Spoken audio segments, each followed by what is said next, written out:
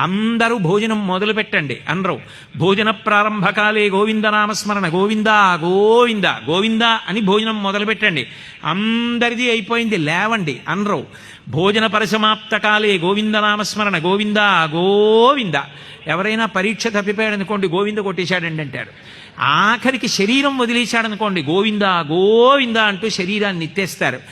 వెంకటాచలంలో భక్తులందరూ గదుల్లో ఉండగా ఎంతకీ తలుపులు తీయట్లేదు అనుకోండి, అసహనాన్ని ప్రకటించవలసి వస్తే గోవింద గోవింద గోవింద గోవింద ఆ వ్యగ్రత కనపడుతుంది ఆ నామం చెప్పడంలో. ఆ తాళాలు పట్టుకున్న వ్యక్తి వచ్చి తాళం తీస్తున్నాడు అనుకోండి గదులకి, గోవింద గోవింద. ఎంత సంతోషం!